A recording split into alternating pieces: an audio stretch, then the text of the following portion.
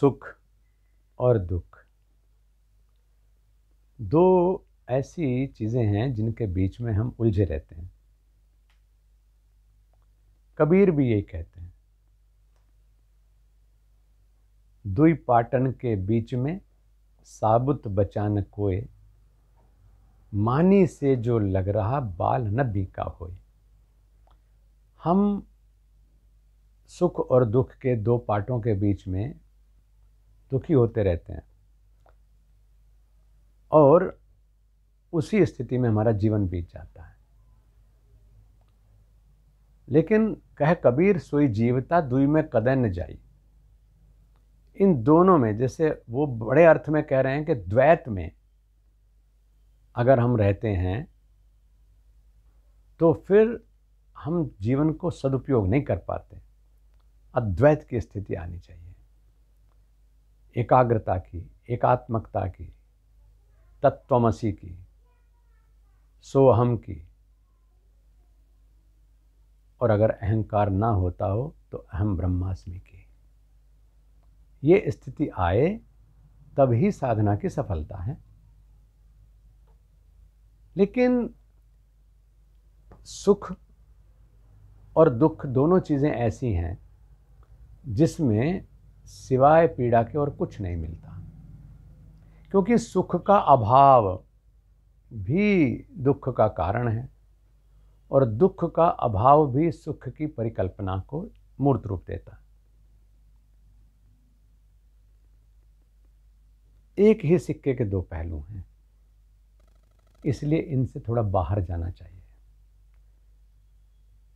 और अगर इनसे हम बाहर निकल गए तो फिर हम स्वतः ही आनंद की अवस्था में आ जाते हैं। न तो सुख का आकर्षण हमें प्रभावित करता है, न उसका अभाव हमें दुखी करता है, न दुख हमें प्रभावित करता है और न ही दुख का अभाव हमारे अंदर सुख की लालसा जगाता है। तो हमें आनंदित कैसे रहना है, कैसे हम हो सकते हैं, क्या हमें आनंदित होने की चाह होनी चाहिए? निश्चित रूप से, क्योंकि हर चीज़ अपने मूल की ओर आकृष्ट होती है। हमारा मूल परमात्मा है। हमें सिखाया जाता है बचपन से कि तत्त्वमसि अमृतोसि। बेटा, तू परमात्मा का अंश है, तो अमृत पुत्र है, पशु संतान नहीं है। तो जो हमारे पिता में गुण हैं, सृजनशीलता, निष्पक्षता, न्याय, सत्य, शाश्वत, शांत और आनंदित, वो पाना हमारा अधिकार भी है और कर्तव्य भी है। अगर हम जीवन में आनंद नहीं प्राप्त कर पाते हैं तो इसका मतलब हमने परमात्मा को जाना ही नहीं। और ये भी सच है कि आनंद वो मटेरियल, जो भौतिक साधन है, उनका प्रोडक्ट नहीं है। शांति भी उसका प्रोडक्ट नहीं है। Peace is the state of mind, not the production of material things. Bliss is the state of mind, not the production of material things. जो भौतिक संसाधन है, ऐश्वर्य है, वो उसका परिणाम नहीं है, वो इससे बाहर जाने में है। तो आनंद पाना, आनंद की लालसा होना, ये स्वाभाविक है, क्योंकि हम अपने मूल की तरफ आकृष्ट होते हैं। परमात्मा परम सुंदर है, सारी दुनिया की जितनी सुंदरता है सब उसी की बनाई हुई है। तो इसलिए सुंदरता के प्रति हमारा आकर्षण होना, सुंदरता को पसंद करना और सुंदर बनना, ये हमारा अधिकार है। और अगर हम ऐसा नहीं करते हैं तो इसका मतलब हम अपने आप को जानते ही नहीं। तो कैसे हम आनंद को प्राप्त करें?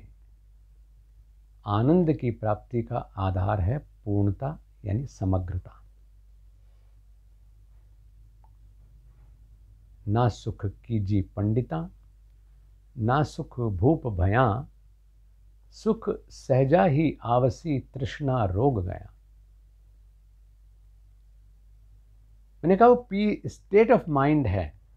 अगर हम तृष्णा में खोए रहेंगे तो हम कितनी भी प्राप्ति कर लें, हमें उससे आगे कुछ पाने की जो लालसा है वो वर्तमान का सुख पाने से वंचित किए रहेगी, आनंद नहीं ले पाएंगे हम। विद्वान हो जाने से हमें आनंद मिल जाए, राजा बन जाने से हम आनंदित हो जाएं, ऐसा संभव नहीं है। वो कहते हैं कि पंडित हो जाएं, राजा बन जाएं, तो भी आप नहीं प्राप्त कर सकते उस अनिर्वचनीय सुख को जिसको हम आनंद कहते हैं। तो कैसे मिलेगा? सुख सहजा ही आवसी तृष्णा रोक गया। यानी तृष्णा को जैसे ही इस दरवाजे से आप बाहर निकालेंगे या निकल जाने देंगे, वैसे ही दूसरे रास्ते से एकदम से आनंद जो है वो आपके अंदर प्रवेश कर जाएगा। अपेक्षा हमारी बिल्कुल नहीं होनी चाहिए।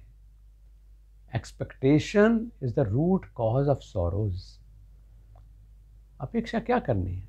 यद यद आत्मवशम सुखम, यद यद परवशम दुखम।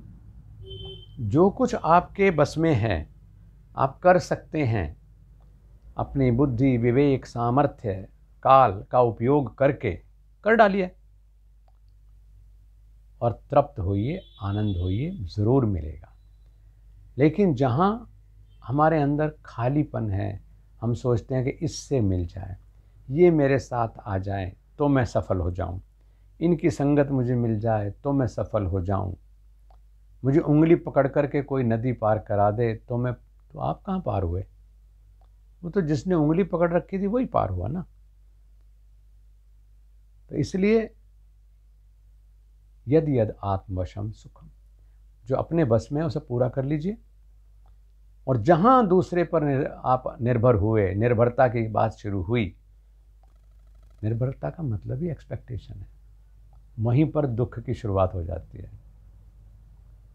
और शायद गीता में भगवान कृष्ण इसी को निष्काम कर्म योग के माध्यम से स्थापित करते हैं और स्पष्ट कहते हैं कि कर्मण्येवाधिकारस्ते माँ फलेषु कदाचन माँ कर्म फल हेतुर्भू माँ ते संगोस्त विकर्मणि।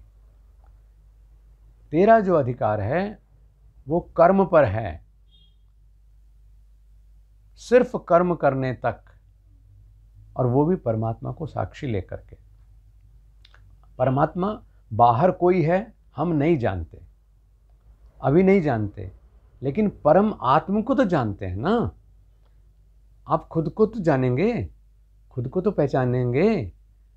तो परम आत्म को यानी ध्यान की अवस्था में अपनी पूरी समग्रता के साथ फैसला करके किम करणीयम किम अकरणीयम, ये सोच करके कर्मण्येवाधिकारस्ते, अपने कर्म को करना। पहले सोच लिया कि मेरा ये कर्म है, ये मेरा धर्म है, इसको पालन करना मुझे ज़रूरी है, तो उसको, वो तुम्हारा अधिकार है। फल में बिल्कुल लिप्त मत हो। फल में लिप्सा का मतलब ही है कर्म के प्रयास में कमी हो जाना, कर्म का निष्फल हो जाना या कम फलदायी हो जाना। दोनों ही चीज़ आप पसंद नहीं करेंगे। आप चाहते हैं कि मैंने अगर कुछ पुरुषार्थ किया है तो वो पूर्णतया सार्थक होना चाहिए, और वो पूर्णतया सार्थक भी होगा, पूर्णतः फलदायी भी होगा, बशर्ते कि उस समय हम फल की चिंता बिल्कुल न करें। फल का कारण मत बनो, निमित्त बनो कि मैं ऊर्जा से युक्त हूँ, मुझे परमात्मा ने काल यानी समय भी दिया है, तो उसका सदुपयोग करते हुए मैं अपने पुरुषार्थ को कर रहा हूँ। तो उसके बाद हम फल का कारण नहीं बनेंगे। उसमें सफलता है, असफलता है, पूर्ण सफलता है, अधूरी सफलता है, ये भी आप नहीं सोचेंगे। हम केवल कर्म करेंगे तो निश्चित रूप से हम केवल आनंद के और पूर्णता के, पूर्ण आनंद के अधिकारी बनेंगे। कर्म से विमुख साधक को नहीं होना चाहिए, फल से उसको मुक्त रह करके अभ्यास करना चाहिए।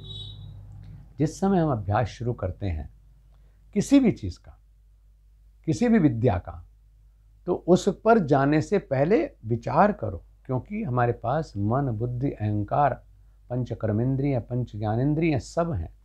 उनको पूरा समग्रता के साथ जोड़ करके विचार करें, और फिर विचार के बाद जब आपने कर्म का संकल्प ले लिया तो मुड़ करके नहीं देखें। तो ऐसी स्थिति अगर आती है तब जा करके हम कह सकते हैं कि हमने योगस्थ होकर के कर्म को किया है। हम उसके बाद हमने कुछ भी दाएं बाएं नहीं देखा, केवल लक्ष्यनिष्ठ होकर के हमने प्रयास किया। और जब लक्ष्यनिष्ठ होकर के प्रयास होता है तो भटकाव नहीं होता। जब भटकाव नहीं होता तो समग्रता होती है। जहाँ समग्रता होती है वहीं पर पूर्णता है, वहीं पर आनंद है। हर साधक को इस स्थिति को छूने का अधिकार है, इस स्थिति में जीने का अधिकार है। अपने अधिकार से अगर वो अपने प्रमादवश या अपनी अज्ञानतावश वंचित रह जाए तो दोष किसका?